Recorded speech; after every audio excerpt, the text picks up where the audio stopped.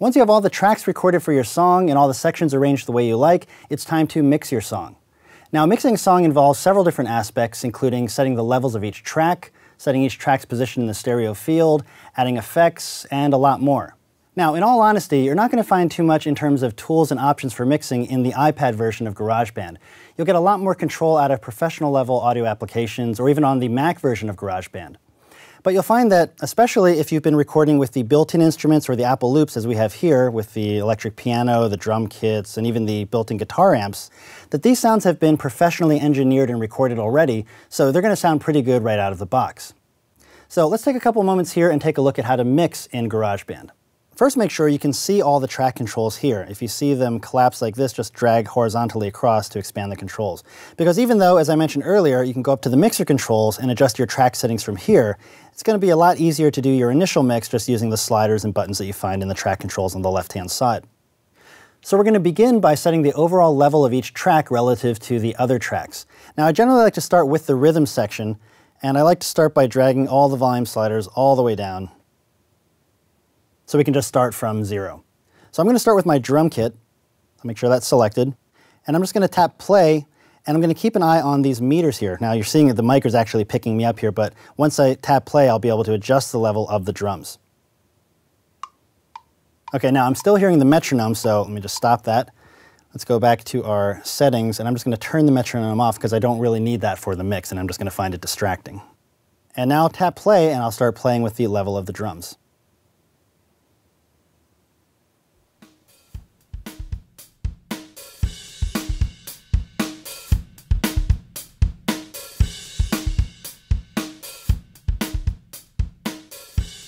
Now, as a general rule, you want to keep an eye on the level meter in the track itself and the master volume level meter up here.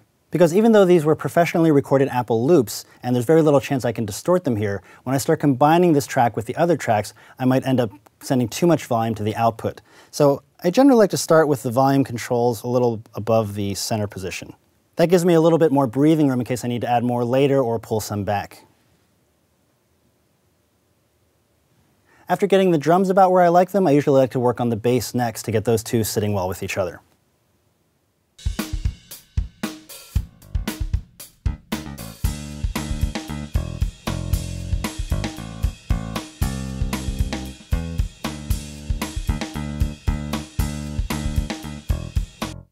Now, there really isn't too much right and wrong here. It's really about what sounds good to your own ears. So that's about what I like for the drum and bass mix right now, so let's just continue.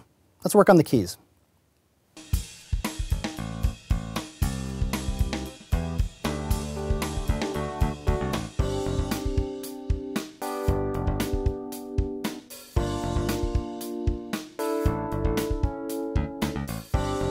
We'll throw in some guitar now.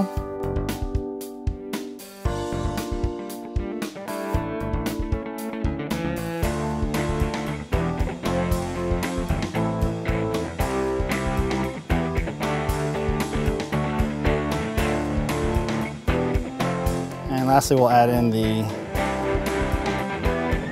keyboards. I want that to be pretty subtle, so I'm going to keep that lower.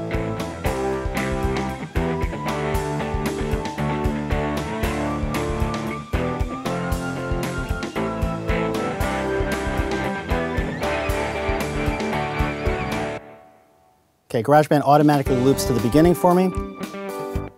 So far, I still need to add the tambourine and that little sample at the beginning, so I'm just going to let it continue to roll. Move it ahead just a little bit so I can hear the tambourine.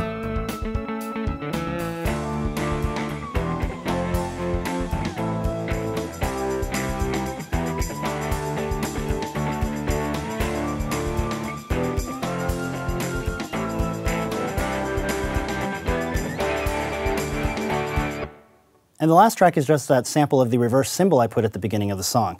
Now to see that a little bit better, I'm just going to expand it out a little bit that way, drag it over, go back to the beginning, and let's just see where that'll go. I'm going to bring that up pretty high, and let's listen.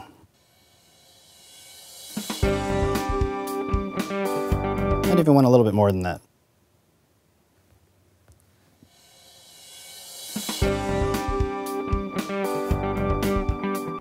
All right, so I think I'm pretty happy with that initial mix. Now again, another aspect of mixing your song is panning in the stereo field. Right now, by default, all the instruments are sitting right in the center of both the left and the right channel, and it can start to sound a little bit muddy or crowded in there. You can expand the sound of your mix by moving some of the instruments either all the way left or right, or just subtly to one side or the other. For example, we have the tambourine track, which like all the other tracks currently sits in the middle of the stereo field. And I think it could benefit from being hard panned, meaning put all the way either to the left or to the right. And I think that'll open up the mix a little bit more. It'll be a little bit easier to hear that tambourine. I can't do the pan controls from the track controls here on the left. I have to go up to the mixer controls, and here we'll find track pan. Let me actually get the song playing. Just zoom back out here. Get my playhead somewhere where the tambourine exists, and I'll tap play and play with the panning.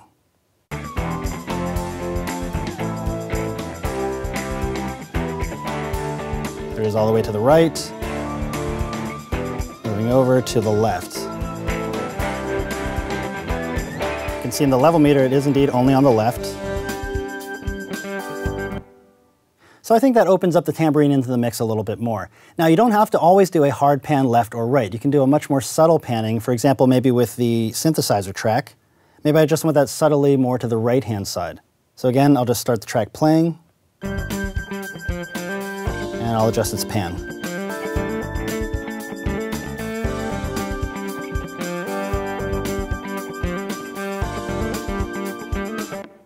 So that was more of a subtle pan, but again, I think that adds a little more depth to our mix than what we had with the keyboards just in the center of the mix.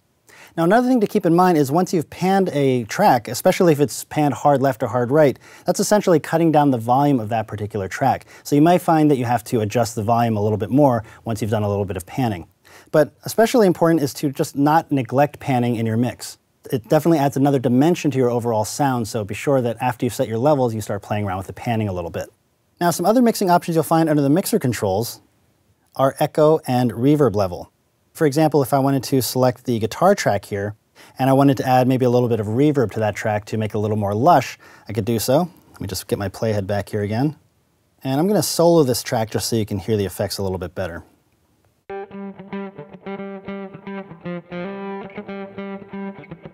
Just do the extreme here so you can really hear it. Probably don't want it that much. Maybe a little bit of echo.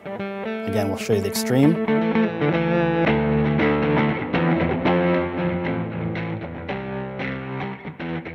Have just a little bit of echo on that one.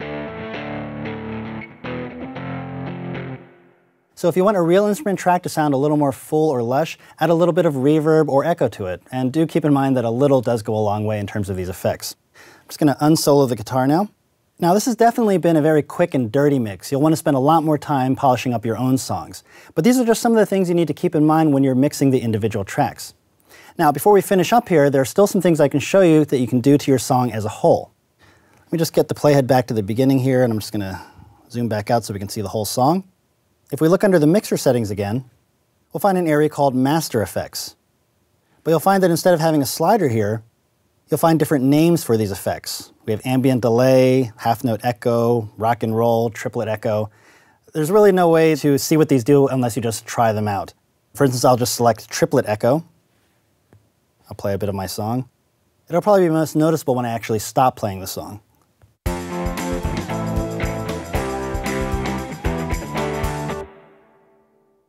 So you could probably hear that delay effect right when I tap stop. It sort of echoed off into the distance. So definitely play around with some of those echo levels. Let me turn that off just for a moment here. And we'll go back to reverb. And again, reverb has the same thing. We have names of reverb rather than a slider or any way to adjust the reverb. So if I wanted to sound like this was being performed in a large hall, I could select that. And it sounds like this.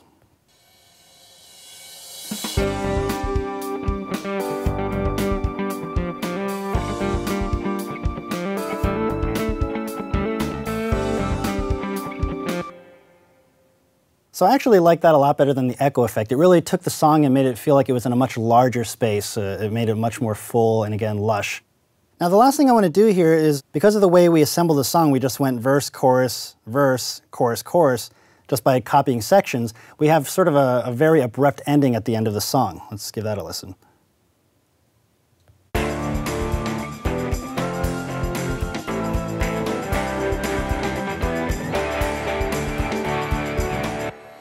It just stops, and of course, we loop back to the beginning. But as I mentioned earlier, we can go to our settings, and we have a simple on-off slider here called Fade Out. This is, again, very useful if you've created a song but you weren't quite sure how to end it, or you just have a song like this where we've just chopped up pieces and I want to quickly finish the song off. Fade Out automatically applies a 10-second fade to your song, so it's a nice subtle fade to finish the song rather than having that sudden drop-off. So with that on, let me just roll this back to the end again, and we'll listen to our Fade Out.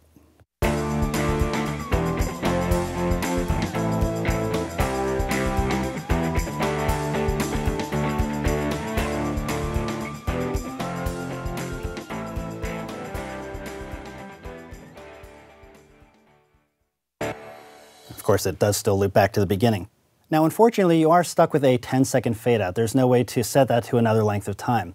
So if you want more control over the fade out or other aspects of your mix, maybe even to add things like automation to your mix, those are things, again, that you can't do in GarageBand for the iPad. But you can export the project and continue editing it in GarageBand for the Mac, and I'll show you how to do that in the next chapter.